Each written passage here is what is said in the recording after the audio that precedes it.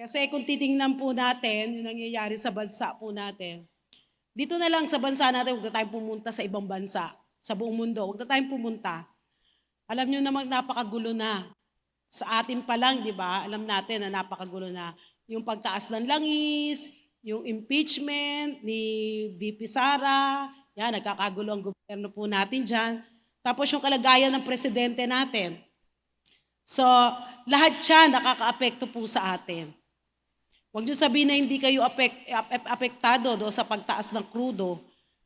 Yung mga walang sasakyan, di ba? Hindi kayo apektado.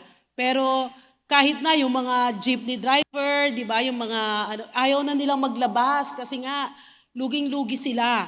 So ang sabi nga meron daw sa karatula doon sa nasa jeep na kung pwede taas kayo ng pamasahe kung magdagdag kayo. Kasi talagang wala po talaga silang kikitain.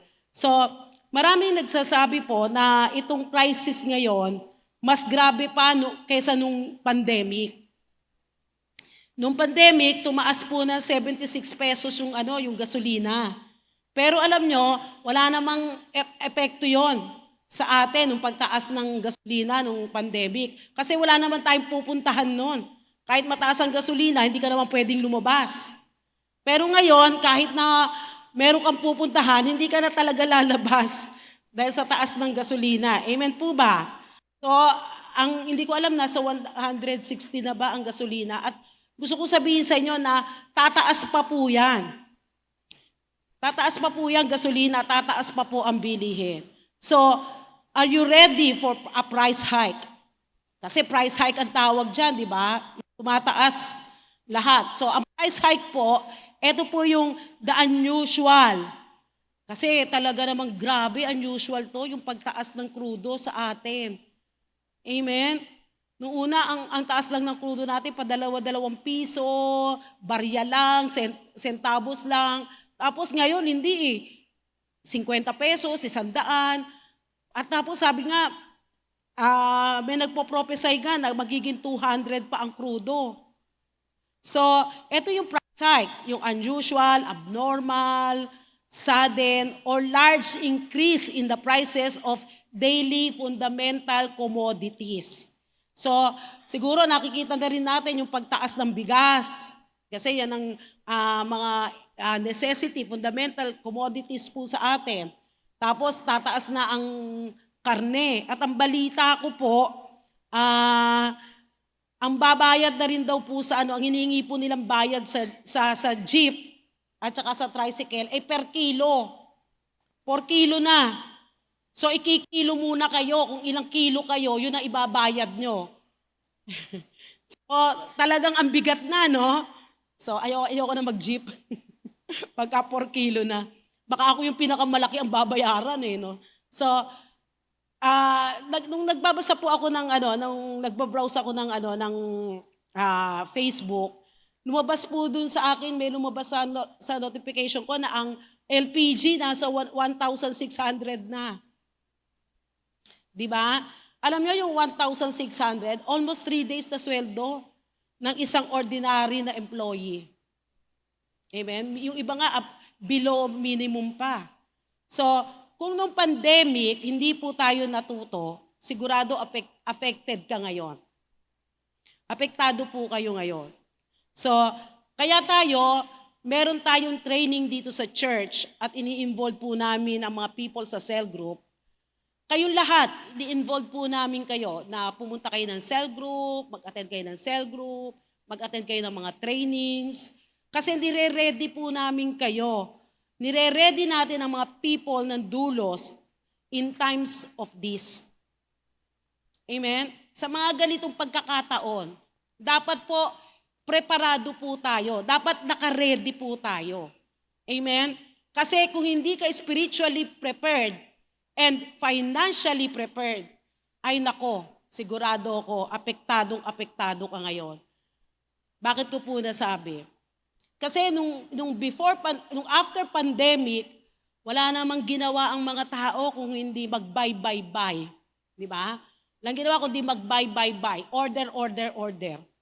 Order dito, order doon. Tapos ngayon, ano gagawin nyo? Nasa crisis tayo. Mag-pay ka. So, iiyak ka ngayon dahil hindi mo mabayaran yung mga credit cards mo, yung mga bills mo ng kuryente. Lalo ngayon, tung month na to, pag dumating yung bill ng kuryente, sigurado aatakihin ka sa puso. Kasi, ang taas ng kuryente po natin. Amen? Kasi lagi kang nakabukas na air condition mo, nakabukas na yung electric fan mo, 24 hours. Hindi pwede kasi walang electric fan eh. Papawisan ka.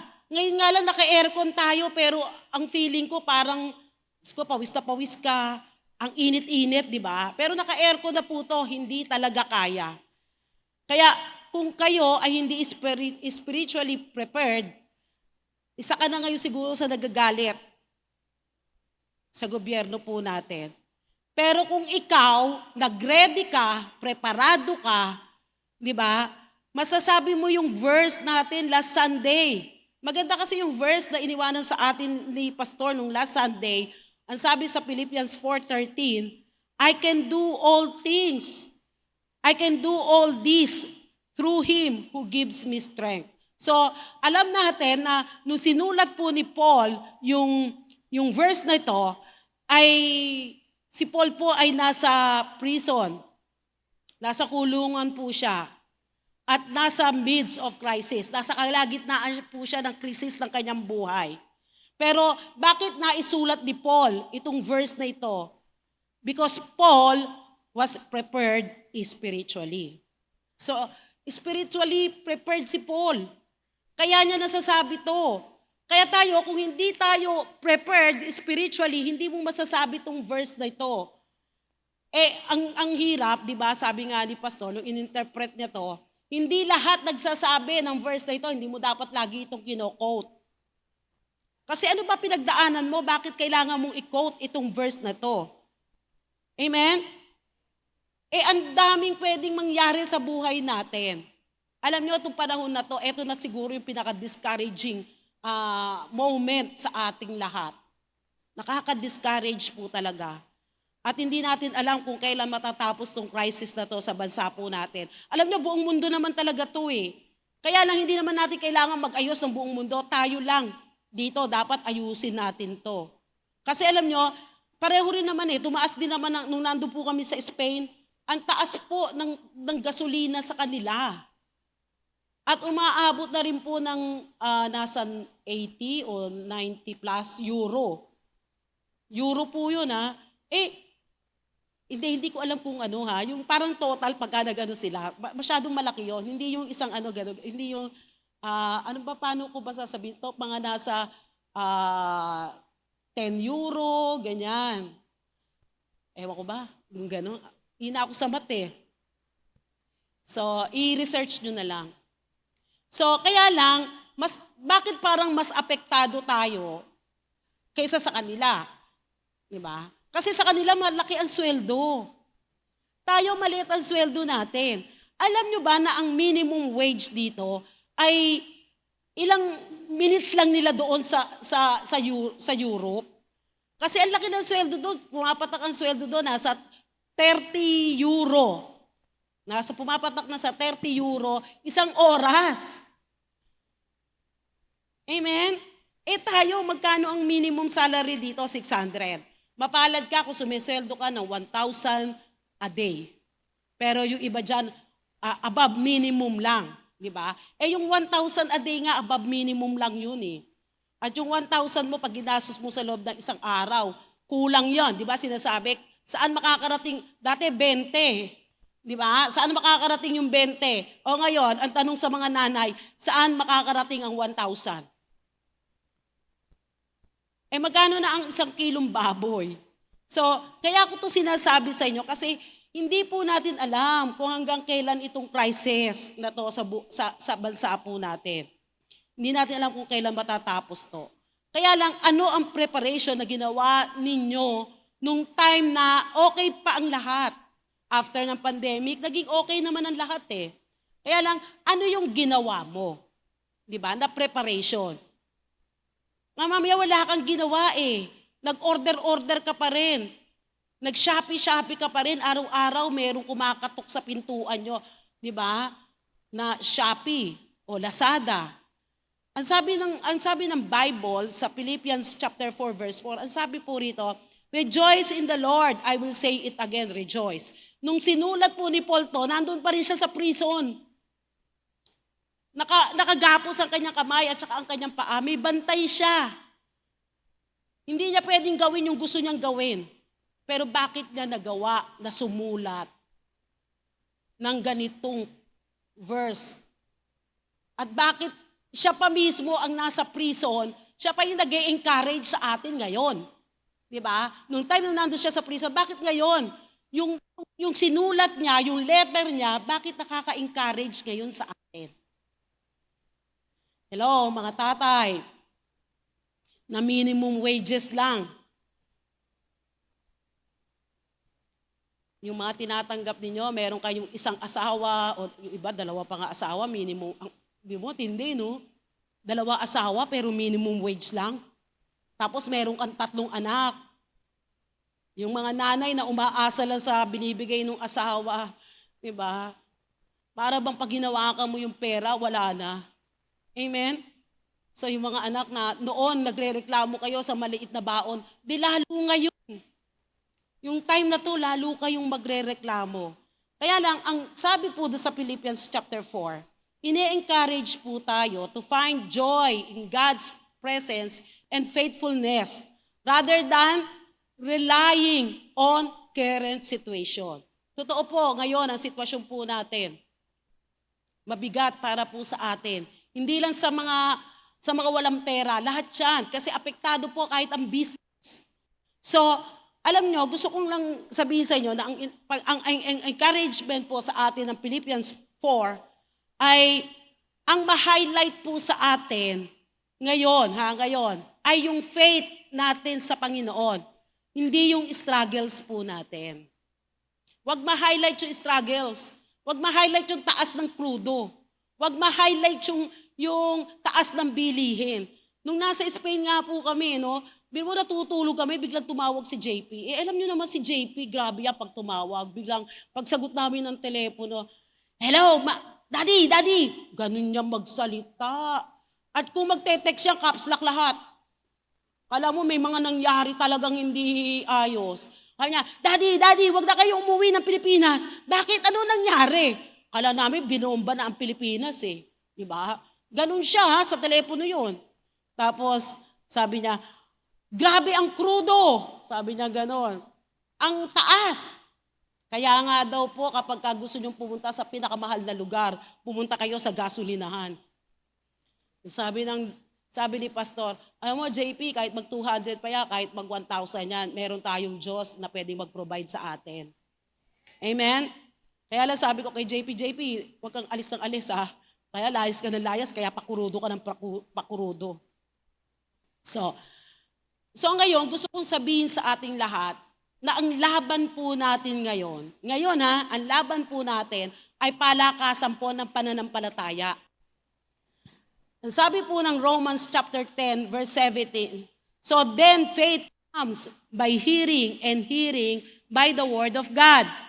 Kaya lang, anong preparation para lumakas ang pananampalataya mo? Anong preparation ang ginawa mo?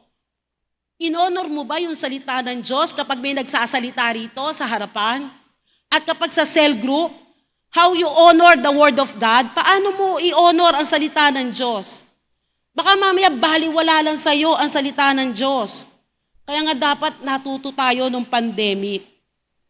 At laging sinasabi sa atin ni Pastor, nire-remind tayo, mga kapatid, na ang buhay hindi papadali. Ang buhay pahirap po ng pahirap. Amen? Kung ngayon nasa 160 ang krudo, alam nyo, pwedeng sa isang taon mag 200 plus yan. At pwedeng dumating tayo sa 1,000 ang krudo. So, kaya lang, instead na mag-relax ka dyan, gumawa ka ng preparation mo. Gagawa ka ng preparation mo para lumago ka sa pananampalataya. Ang sabi ko nga sa inyo, ang labanan ngayon, palakasan po tayo ng pananampalataya kaysa mag-focus ka sa mga bagay na wala namang kinalalaman sa paglago. Mag-focus ka ngayon sa mga bagay na makakapagpalago sa atin. So ngayon, kapag merong alam nyo, importante po ito, kapag merong nagpipreach ng Word of God, huwag po kayong matutulog. Yung mga anak nyo, kakausapin nyo na pagdating sa church, anak, maging mabait ka. Kasi gusto kong mag-focus, di ba? Gusto kong mag-focus sa Word. Hindi yung sa'yo ko nakafocus. Kaya nga meron tayong children church eh. Dali nyo yung mga anak nyo doon para nakakapag-focus po kayo sa Word of God. Alam nyo ba na yung children church, binabayaran po natin yun. Amen? Para meron lang may kaayusan lang tayo dito sa loob ng church.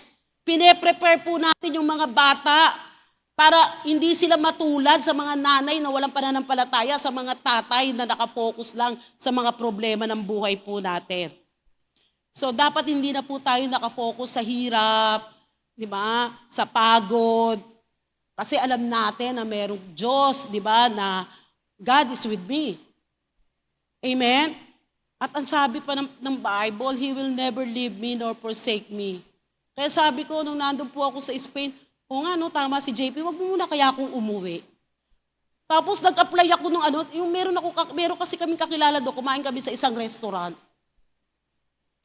Sabi ko, pwede ba akong mag-apply dito? Sabi niya, Pastora, when? Sabi niya ganun sa akin. Sabi niya, gusto mo ngayon na, Pastora. Pilipino siya na merong restaurant doon. Diba?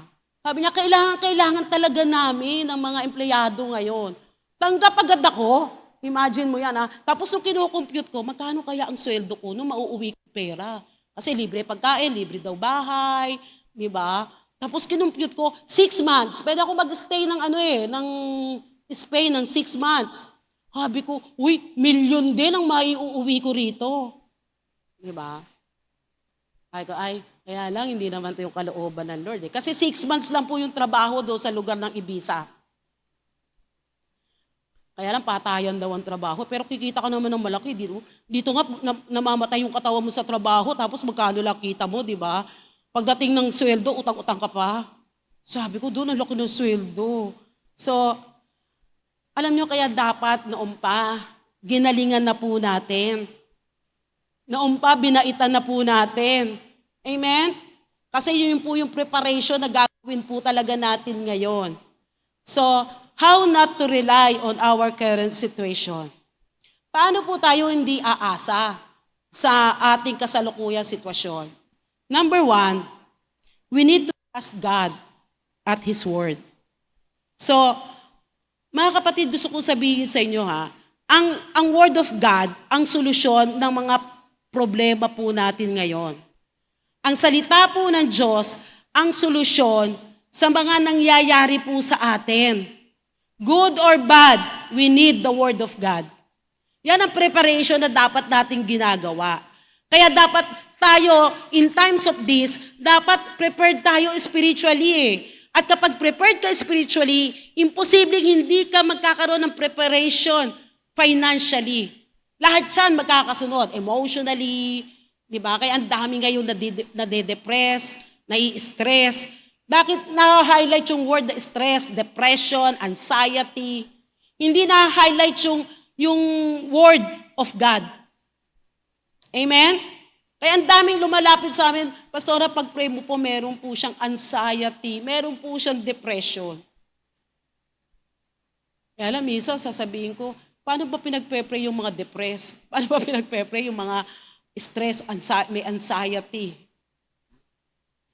Ang solusyon po dyan, mga kapatid, ay yung salita po ng Diyos. Yung preparation po natin. Kaya hindi pwede po na hindi tayo lumalalim sa salita ng Diyos. And we need to know how to interpret the Bible. Hindi yung kung ano lang yung gusto mo. Kasi minsan yung interpretation mo, sa sarili mo lang yan. Pero kailangan marunong tayong mag-interpret kung paano natin ini-interpret ang Bible. Kaya hindi pwedeng hindi ka magbabasa ng Bible day and night. So ang sabi nga ni Pastor, di ba, pinaliwanag niya sa atin kung paano mo i-quote ang verse na Philippians 4:13, hindi yan para sa lahat. So, we need to meditate the word day and night. Kailangan maging matibay yung foundation natin sa salita po ng Diyos. Ang sabi sa Joshua chapter 1 verse 8, keep this book of the law always on your lips. Amen? Keep this book of the law always on your lips. Paano pag nagkakasama-sama? Ang sa cell group, ang nangyayari sa cell group, barkadahan So pag nag-usap-usap, hindi na salita ng Diyos ang pinag-uusapan. Problema, barkadahan, mga green jokes. Para bang hindi ka pwedeng mapatawa pag hindi green jokes. Di ba? Parang yung natural na joke, hindi ka pwedeng tumawa. Kailangan pa maging berde ang jokes. So, ganyan na nangyayari sa atin. Kaya nga minsan, pag meron mga Christian na nag-uusap-usap na ganyan, kaya minsan pupuntahan ko, lalapit akong gano'n. Paglapit ko, unti-unting nawawala. Sabi ko, bakit? Ano pa pinag-uusapan nila? Bakit bigla silang aalis pagdating ko? Hindi nila na-enjoy yung presence ng leader nila dahil ayaw nila na merong correction, ayaw nila na may rebuking, ayaw nila na may word of God. Ayaw nila na nagsasalita ka o nagtuturo ka sa kanila. Kasi alam nyo, nandun po kami sa Spain, kasama po namin si Bishop Oriel and Pastor Jer. Alam nyo na pagka si Bishop Oriel ang kasama nyo, parang kasama nyo si Pastor Rudy, pero mas malala si Bishop Oriel. Sa pagdating sa salita po ng Diyos, dahil sa kanya walang pahinga ang mentoring. Pero habang nagme-mentoring, kumakain, nagpapahinga kami, nakasakay kami sa sakyan, mentoring ng mentoring. Pero alam nyo, kahit na nagme-mentoring kami, anytime, anywhere, masaya kami. Amen? Hindi yung pagka-mentoring, akala nyo seryoso na, hindi na kayo pwedeng tumawa. Hindi. Ni-enjoy po namin yung time po namin together.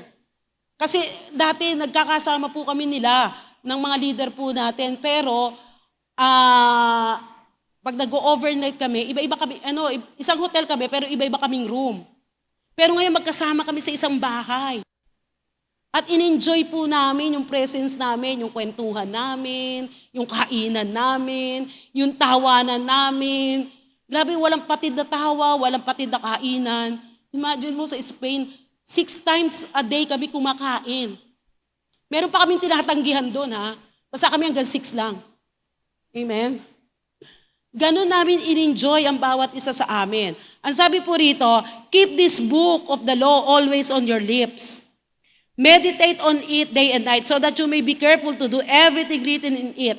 Then you will be prosperous and successful. So, alam nyo, ang prosperity and success, nakabase po yan sa paniniwala natin sa Word of God. Amen? So, kilala nyo po si Peter, si Simon Peter. Nung sinabi sa kanya ni Jesus, doon sa Luke chapter 5, ang sabi po rito, verse 4, when he had finished speaking, he said to Simon, put out into deep water and let down the nets for a catch. Simon answered in verse 5, Master, we've worked hard all night and haven't caught anything. Alam nyo, Master, nagtrabaho po kami buong gabi. Grabe, binuhos namin yung buhay namin dyan, pero wala kaming huli. But because you say so, ang sabi po ni Simon, I will let down the nets. No, anong sabi niya? But because you say so, Lord, susunod ako sa iyo. So, ano ang ginawa ni Peter, di ba, sa pagsunod niya? Nagtiwala siya doon sa word. Nagtiwala po si Simon Peter doon sa word ni Jesus. At alam niyo, pag nagtitiwala tayo sa salita po ng Diyos, may result po yan. May blessings na kasunod. Ano po yung kasunod na blessings? Ang sabi po rito, when they had done so, they caught such a large number of fish that their nets began to break. Di ba? Nung sumunod siya, ginawa niya yung sinabi ni Jesus. Grabe, nakahuli sila ng maraming isda. Marami, ha? na first time lang na nangyari sa buhay po nila sa kanilang pagiging yung mangingisda. So, ang sabi rito, that their nets began to break. Naku, nag-umpisa na, masisira na dahil sa dami ng huli ng isda. Ang bigat. So, they signaled their partners in the other boat. So, tinawag po nila, di ba? To come and help them. Maraming nabiyayaan ng blessing dahil sa pagsunod. Alam niyo, gusto kong sabihin sa inyo pag tayo, nagtitiwala tayo sa Panginoon, at tayo sumunod ka lang, imposible na hindi ka pagpain. Alam niyo, pag ako pinagpala, maraming mapapagpala. Amen? Magiging channel of blessings ako. Kaya hindi kayo nagiging channel of blessings kasi wala nga blessing. Yung blessing, di ba, hindi mo ito makontain dapat. Pag hindi mo makontain yung blessing, wala kang gagawin kundi mag-bless ng mag-bless ng mag-bless. Amen? Tapos sasabihan ka na, ang generous niya. Sino nga nagsasabi sa inyo na generous kayo? Baka hindi generous ang sinasabi sa inyo. Hindi ka generous, kundi coryphotitis ka. May sakit kang coryphotitis. Amen? All things are possible with God. So, yung walang huli, pero naniwala, yung lugi, pero naniwala. Di ba? Ibig sabihin, dahil sa pagsunod, nagkaroon ng huli, hindi nalugi. Nakukuha niyo po ako. Kasi, ang sabi sa Psalm 56, verse 3, when I am afraid, ang ganda po kasi dito i-meditate po ninyo to. When I am afraid, I will put my trust in you. So kung natatakot ka ngayon, ay naku, ibigay mo lahat yung takot mo sa Lord. So magtiwala ka sa Kanya at sa Kanyang salita. Kaya lang, paano mo paniniwalaan yung salita ng Diyos kung hindi ka naman nagbabasa ng Bible? Hindi ka naman nagde-devotion. Alam nyo ba na importante sa atin, panlaban po natin dyan, yung Word of God, kung paano natin dine-devote yung buhay po natin sa salita po ng Diyos, yung talagang ang Panginoon ang inuuna po natin.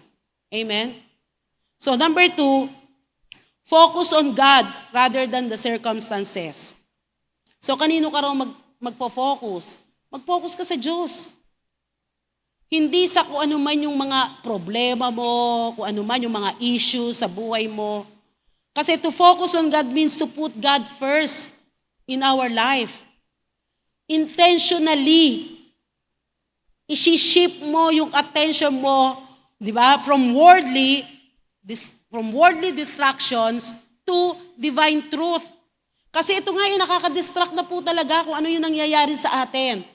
But instead na mag-focus ka dyan sa distraction na kung ano nangyayari sa mundo, hanapin mo yung katotohanan. Ang sabi ng Bible, yung the truth shall set you free. Kung saan ka makakalaya. Amen? So, set your mind on things above, not on earthly things. Ano daw? Set your mind on things above, not on earthly things. Matatagpuan po yan sa Colossians chapter 3, verse 2. Fixing our eyes on Jesus. I-fix daw po natin yung ating mga mata sa Panginoon, the pioneer and perfecter of our faith. Seeking His kingdom first. Kasi hindi nyo pa nasisik yung kingdom ng Lord and His righteousness. Unahin mo raw ang Panginoon at ang kanyang katwiran.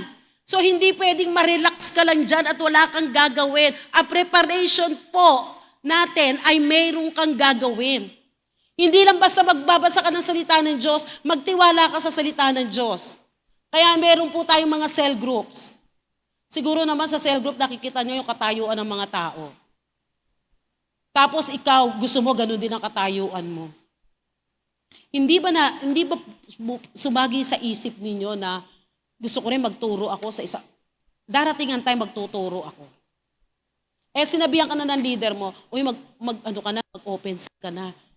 Hawakan mo na itong cell group na to. Pinapahawakan na lang sa'yo ayaw mo pa. Tinatanggihan mo pa. So, tapos gusto mo pagpalain ka ng Diyos. Anong preparation ang ginagawa mo para mabless ka? Ako sinabi talaga sa akin ng Panginoon, Angie, alagaan mo yung mga tao. Yung panaginip ko, na maraming isda na pumasok sa church po natin. At habang yung isda pumapasok sa church natin, nagiging matabang isda sila. At ang sabi sa akin ng Panginoon, huwag mo silang sasaktan. Aalagaan mo sila. Mamahalin mo sila. Dahil yung mga isda na yan ang magpapakain sa'yo. Amen? Kaya alam nyo, simula noon natuto po akong magmahal sa tao. Hindi lang halata, Kaya meron po ako talaga na 12 na inaalagaan. Na talagang binubuhos ko po sa kanila ang buhay namin. Buhay namin ni Pastor. 12 babae, 12 lalaki. Makita namin na nababago ang buhay po nila. Tuwan-tuwa po kami talaga ni Pastor. Kasi ang sabi ng Bible, seek ye first the kingdom of God and His righteousness. And all the things that you need will be added unto you. So, lahat ng pangangailangan namin, dinadagdag na ni Lord. Hindi na ako nagpe-pray na, Lord, meron akong babayarang apartment, meron akong babayarang kuryente. Basta ako, mag-focus lang ako kay Lord, hindi sa circumstances. Kaya tingnan nyo, itong bill ng Meralco natin ngayon, madaming iiyak. Maraming ma-high blood. Paano? Nag-aircon 24 hours. Diba? Tapos magre-reklamo, ang taas naman ang binabayaran namin. Uy, ginamit mo yan. O kung madaya ka man, i-proof mo na may daya. Amen? So, i-prioritize po natin ng Panginoon. Wala talaga tayong ibang uunahin kundi si Lord. Si Lord lang talaga. So kahit anuman ang problema na dumating po sa atin, huwag kang mag-focus sa problema. Ibigay mo yung attention mo sa Panginoon. It involves seeking His guidance and wisdom in all aspects of our life. Malaki man yan o maliit. Kaya nga, one way to achieve this is by getting the Word of God regularly. So, araw-araw po ba nagbabasa kayo ng Bible? Ay, nabalilate na ako Hindi, kahit malilate ka. Subukan mong gumising ng maaga para naiintindihan mo yung binabasa mo. Una, hindi mo maiintindihan talaga. Pero kapag inuna mo, nag-focus ka kay Lord, di ba? Unti-unti maiintindihan mo dahil bibigyan ka ng Lord ng revelation. Amen? Bibigyan ka ng Panginoon at pag hindi mo naiintindihan, isulat mo, magtanong ka sa leader mo, magtanong kay pastor, magtanong ka sa akin, ano yung hindi mo naiintindihan. Amen po? So, si Peter, ano ba ang current situation nila? Wala silang mahuli na isda, di ba? So, maraming tao na umaasa sa kanila magugutom, malulugi. Kasi, ang taas ng krudo, di ba? Tapos na pumalaot ka. Tapos wala kang nahuli, lugi. Tapos mababalikin ka na naman. Grabe, sa isip mo siguro, madodoble lugi ko. So, instead na nag-focus siya sa situation, Peter obeyed Jesus. Kung ano yung sinabi ni Jesus. Alam niyo, yung mga ganito situation sa buhay po natin, sineshake lang tayo ni Lord. Pangalawang shaking na to na matinding shaking talaga sa atin. So, para makita kung sino yung prepared o hindi. Kung sino yung magpapatuloy hanggang dulo. Kung sino yung magpapatuloy hanggang wakas. Amen? So, instead na ma-focus ka sa pagtaas ng gasolina, focus ka muna kay Lord. Lord, kahit anong taas ng gasolina, kahit ang pandesal. Hindi nyo ba alam, ang pandesal lang yata ang hindi tumataas. Bakit ko nasabi? Kasi hanggang ngayon may nabibili pang 2 pisong pandesal Kaya lang ganyan na lang kaliit. Di ba? Yung isang subo mo na lang. Pero ang maganda, hindi tumataas ang presyo. Amen? Kaya pandesal na lang ang hindi pa tumataas. Amen po ba? So, number 3, pray continually. Ang sinasabi po ng Bible na pray continually ay yung persistent prayer. Sabihin yung marudob na panalangin. Yung habitual. at ini-endure mo yung conversation mo with God. Talagang nai-enjoy sa prayer, nai-enjoy mo yung communication mo sa Panginoon. Alam mo kasi sa Panginoon, pwede tayong maglambing eh. At totoo lang. Hindi naman lagi yung sasabihin na, Lord, pagod na po ako ha. Ano gagawin sa'yo ng Panginoon? Di ba kung pagod ka na? Alam nyo, ako kahit anong pagod ko, ganito lang po yan ha. Pagka magkasama kami ni Pastor, nawawala po yung pagod ko. Amen? Kaya dapat kahit anong pagod natin, basta kasama mo si Lord, mawawala yung pagod mo. Yung ba parang kinikilig ka pa dahil kinakausap ka ng Panginoon. Yung kinikilig ka pa dahil prayer is a lifestyle. Lifestyle mo na yan eh. At ang prayer is an attitude of heart and mind that recognizes God's presence throughout the daily routine. So, umiikot na tayo lagi sa prayer. Kasi ang sabi nga magbasa tayo ng Bible, umaga, tapos sa gabi, day and night, ang sabi. Pero ang prayer dapat continually. Na kahit na mayroon kang ginagawa, di ba, nagdadrive ka, pwede ka mag-pray. Nasa office ka, pwede ka mag-pray. Amen? Nagluluto ka, pwede ka mag-pray. Nagwo-walking ka. Lalo na yung mga mahilig sa walking. Instead na kung ano-ano isipin nyo, habang naglalakad kayo, mag-pray ka.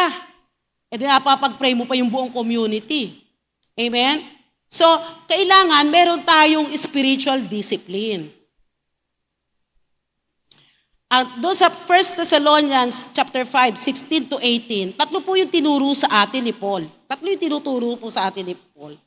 Una, yung sa verse 16, rejoice always. Yan. Yung sa verse 16, ang sabi, rejoice always. Sa 17, ang tinuturo niya sa atin, pray continually.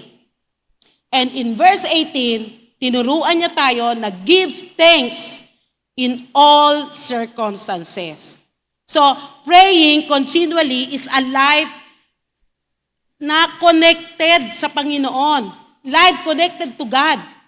Yan po dapat ang prayer. Kapag ikaw ay nananalangin, tuloy-tuloy yan yung connection mo. Kaya, yung mga leader po natin, kahit hindi kami nagkikita, connected kami by heart. Amen? Lalo na dapat sa Panginoon.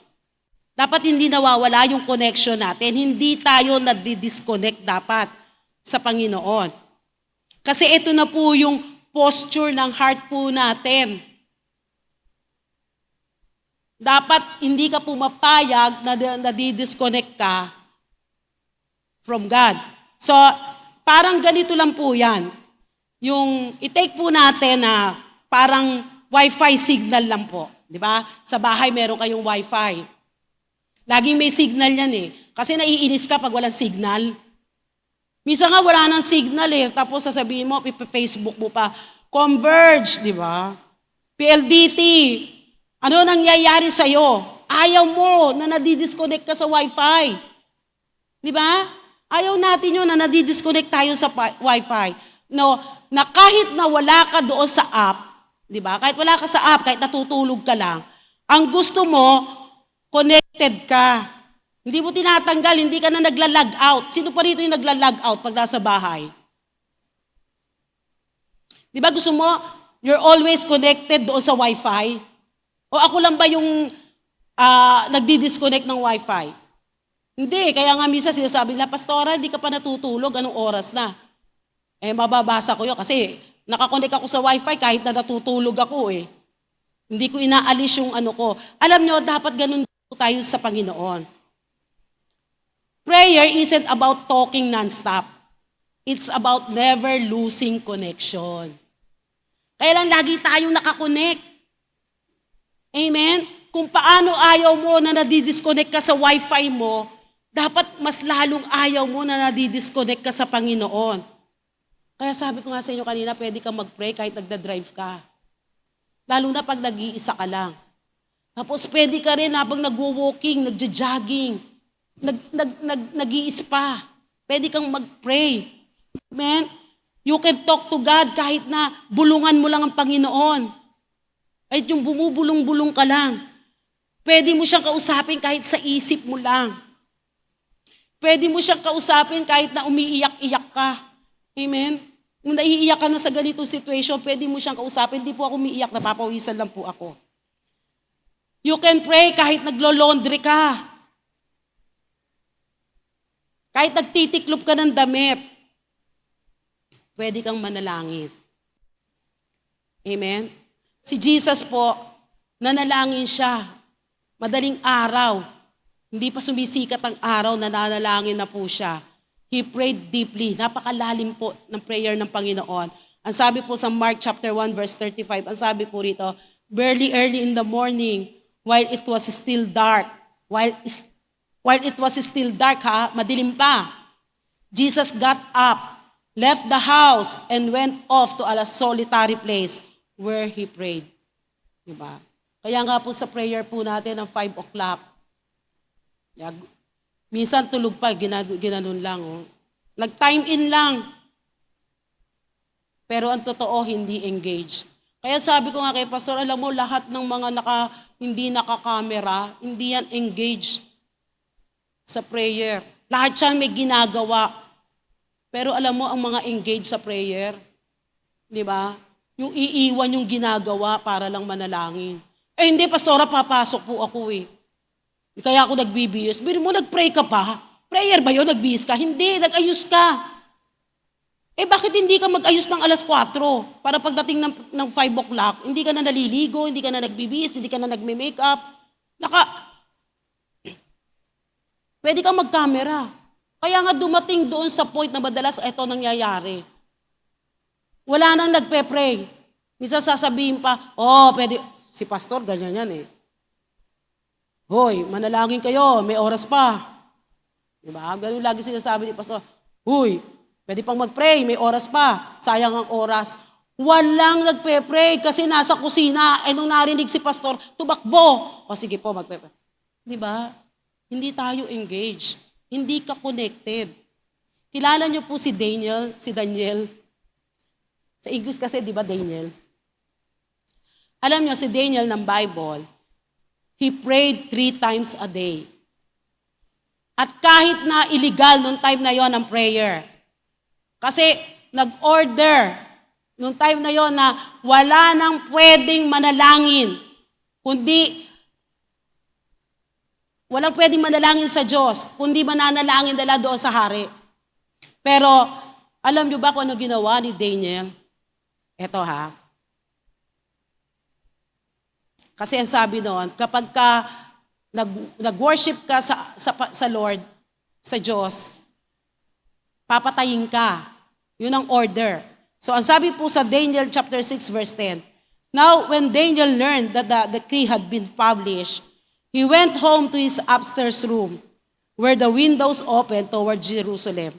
3 times a day, he got down on his knees and prayed, giving thanks to his God, just as he had done before. Diba? Buti pa nga ang mga Muslim ginagawa ito eh. Tayo, hindi eh. Ingat na ingat ka sa tuhod mo dahil baka mamaya magkakayo yung tuhod mo o umitim yung tuhod mo, di ba? Nagpapaputi ka nga ng tuhod eh. Kaya hindi mo magamit ang tuhod mo sa panalangin. Sayang ang tuhod. Sayang ang binabayad mo sa spa. Di ba? Pero ano ang sabi rito? 3 times a day. Lumuluhod. Di ba? Lumuluhod si Daniel para manalangin. Natatakot ba siya? No, hindi siya natakot. Daniel believes that prayer is more than important than life itself. Sabi ni Daniel, mas mahalaga ang panalangin kaysa sa sarili ko. He is willing to die so that he can pray. Kahit makita siya, kahit mamatay siya, kahit may bantana, kahit may utos, na kapag may kitang nananalangin ay papatayin. So, ano ang ginagawa ni Daniel? Umuuwi siya sa kanyang bahay. Binubuksan ang bintana. Lumuluhod at tinataas ang kamay at nananalangin sa Diyos. Katulad ng dati niyang ginagawa, hindi siya natinag doon sa utos ng hari. Willing to die so that he can pray. So, gaano ka-importante sa inyo ang prayer? Si Daniel was willing to risk his life para magkaroon ng communion with God. Amen? Akala nyo, ganun lang. Binabaliwala natin yung panalangin. Alam nyo, si Daniel nire-remind tayo. Tayong lahat nire-remind tayo to prioritize aside doon sa Word of God, pati yung prayer. Dapat priority natin yan. Is prayer that important to you?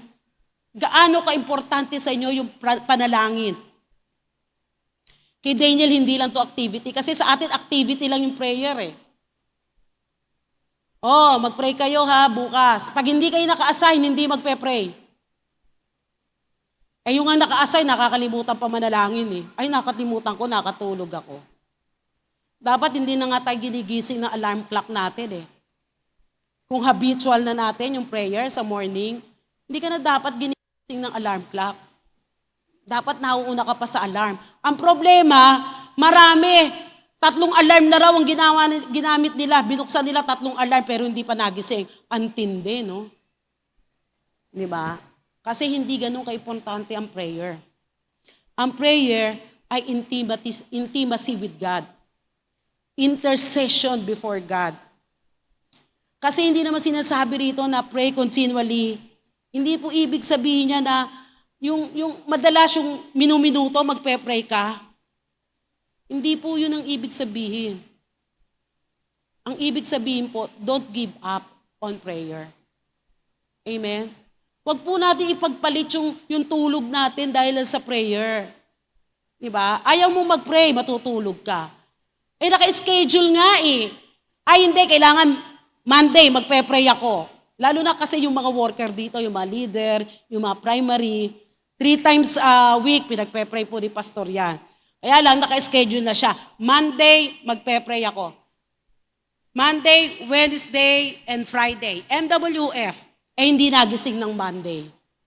Tuesday, hindi nagising. Wednesday, hindi na naman nagising. Pero naka-schedule Kasi ganun lang kadali, parang activity lang eh. Amen? Parang activity lang ang prayer eh. Hindi po activity ang prayer. Communion po natin sa Panginoon yan. Lifestyle na talaga dapat natin na gusto mong makaharap ang Panginoon. Hindi mo binabaliwala. At hindi lang yan pag 5 o'clock at every 15 minutes. You need to have yung bang meron ka talaga na sa Lord, yung bang quiet time with God. Yung kayong dalawa lang ng Lord. Kasi sa prayer, paano ko masasabi hindi ka ma-engage? Eh kung ano nga ginagawa mo, tapos nakikinig ka lang. Hindi mo nga alam kung ano yung pinagpe-pray eh. Pero pag meron kang quiet time with God, yung kayong dalawa lang, yung bang nasasabi mo kung ano yung gusto mong sabihin sa Panginoon. Pero alam nyo, ako natuto na po ako na every time na magpe-pray ako, ang gusto ko talaga yung, di ba, mag-worship ako sa Lord. Ang gusto ko talaga, nag-worship ako sa Lord eh. Ayoko ng mga kanta na dumating man yung mga problema sa buhay ko, di ba, yung gano'n. Ayoko po na mga gano'n eh. Hindi ko kinakanta kay Lord dyan eh. Alam nyo, kinakanta ko kay Lord lahat ng papuri at pagsamba. Yung po yung gusto kong awitin sa Lord. Yung sa worship ko, yung siya ang namamagnify. Yung siya ang highlight ng worship ko, hindi ako. Kasi minsan ang highlight ng worship natin no? Lord, di ba kumakanta ka pero nasa isip mo, Lord, ang laki ng problema ko, kailangan ko magbayad ng ganito utang, gano'n. Di ba? Lord, hirap na po ako sa buhay ko. Grabe naman, nag-worship ka sa Lord, pero ang binibigay mo sa Panginoon, yung hirap ng buhay mo. Alam ng Diyos na naghihirap ka. Alam niyo ba, alam ng Diyos ang dahilan kung bakit ka naghihirap. Kaya nga may tinuturo sa atin ng Panginoon. Amen? Tinuturuan tayo ng Lord. At gusto ko po na tayo ngayon time na to, kung hindi po kayo nag-prepare doon, ngayon mag-prepare na po tayo dahil ang dami pang mangyayari sa buhay po natin. Hindi mo alam, isang araw, mawawalan ka ng mahal sa buhay. Isang araw, baka mamaya matanggal ka sa trabaho. Kaya mo bang sabihin, I can do all things through Christ? Isang araw, mapapalayas kayo sa bahay nyo. Kaya mo bang sabihin, I can do all things through Christ? Sabi nga ni Pastor, hindi ka natanggap ng trabaho. Masasabi mo ba, I can do all things through Christ? Ano ba ginawa mo sa kingdom of God? Kasi si Paul, ang dami niyang ginawa eh. Hindi para sa sarili niya eh. Ang ginawa niya para sa kingdom of God. Kaya siya pinahirapan. Kaya siya nakulong. Kaya siya namatay. Hindi dahil sa sarili niya. Hindi dahil sa mga mahal, hindi dahil sa pamilya niya. Dahil sa Panginoon, di ba? Ginawa niya ang lahat. Eh tayo, wala pang ang ganun eh. Sasabi mo, ginawa ko na ang lahat. Mga kapatid, hindi mo ginawa ang lahat. Wala ka pang ang ginagawa eh. Kaya yung vocabulary mo na ginawa ko na ang lahat, huwag mo nang babanggitin yan. Kasi ang totoo, hindi mo ginawa ang lahat. Kung hindi, kinuha ka na ng Lord. Amen? Kaya ang preparation ay napaka-importante po sa atin. Amen? So wag po tayong ma-relax. Wag kang ma-relax, mga kapatid.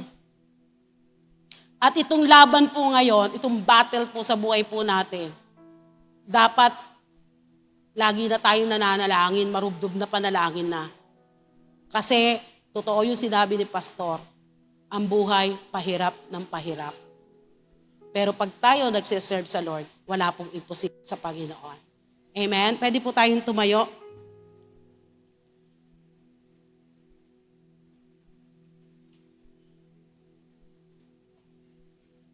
Wala ba yung music ministry?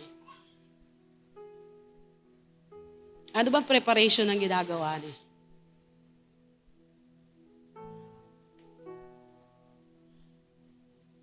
Huwag natin palungkutin ha.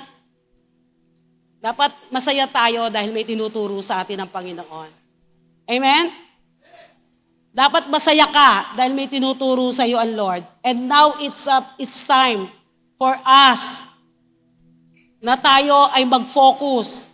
Huwag tayong ma-relax. Mag-focus tayo kung ano yung pinapagawa ng Panginoon sa buhay po natin. Amen? Kaya wala po tayong gagawin kundi magtiwala sa salita po ng Diyos. And obey. Ang nagtitiwala, sumusunod sa salita po ng Diyos. Manalangin po tayo. Panginoon, maraming salamat po. Ikaw po ang source ng lahat sa buhay po namin. Kaya patawarin mo kami, Lord, kung nagdi-disconnect kami sa iyo. Patawarin mo kami, Panginoon, kung hindi kami nakakapagbasa ng Bible. Hindi kami lumalalim sa buhay espiritual po namin. Hindi ka namin lubos na nakikilala. Ang alam lang namin may Jesus na namatay doon sa cross. Ang alam lang namin na may Jesus na nagpo-provide, may Diyos na nagpapagaling. Pero yung totoong relationship, Lord God, wala kami. Kaya patawarin mo po kami sa oras na ito, Lord. Humihingi kami ng tawad, Panginoon, sa lahat ng kakulangan namin, Lord God, sa pagbabaliwala namin ng preparation, Lord, para lumago kami sa aming pananampalataya. Kaya ngayon, Lord, naguguluhan kami sa mga nangyayari sa mundong ito. Patawarin mo po kami, Lord God. Hayaan mo na itong shaking na ito, Lord God, ay matuto po kami. Matuto po kami sa buhay po namin, Lord.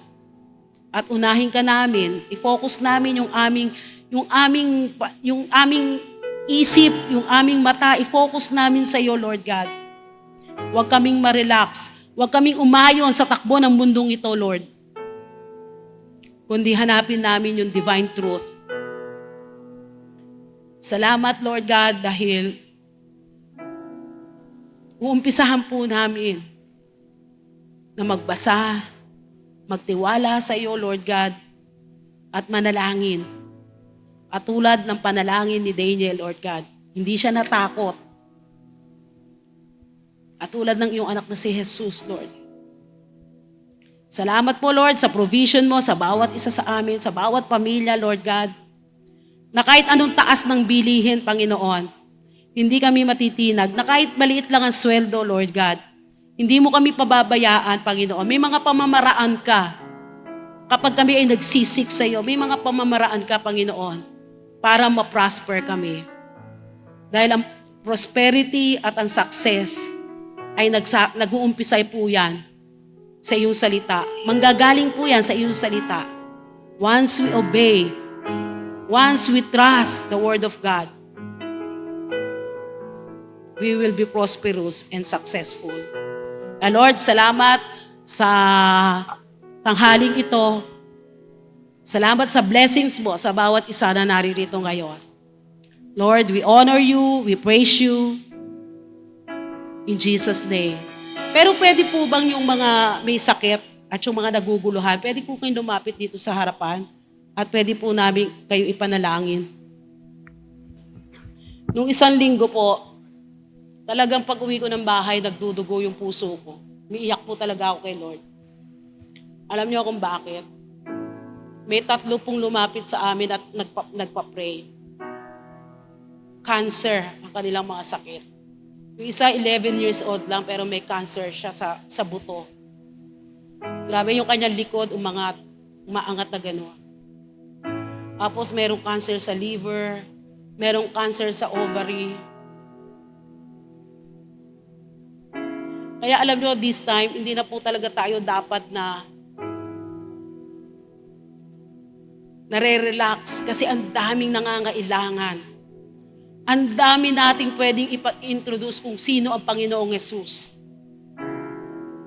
Marami nagsasuffer, Lord. Nagsasuffer sa mga, di ba, yung dinadialysis. Hindi po biro yan, mga kapatid. At lalo ngayon sa sobrang init, mag-ingat po kayo dahil baka ma-heat stroke kayo. Hindi natin alam kung ano tayo bukas. Ngayon malakas ka. Pero hindi mo kauusap mo lang kahanina. Kausap mo lang ng isang araw, pero kanina namatay. Unpredictable po talaga ang buhay natin. Kaya mga kapatid, magtiwala tayo sa Panginoon. Amen? Manalangin po tayo. Panginoon, maraming salamat sa mga anak mo na naririto ngayon. Kung ano man po yung mga hindi maganda sa katawan nila, yung mga dinadalang sakit na yan, Lord God. Lord, in Jesus' name, hingi kami sa iyo ng kagalingan sa lahat ng mga naguguluhan sa buhay po nila. Magpagaling ka, Panginoon. Mag-ayos ka ng buhay namin, Lord God. Lord, salamat ng maraming.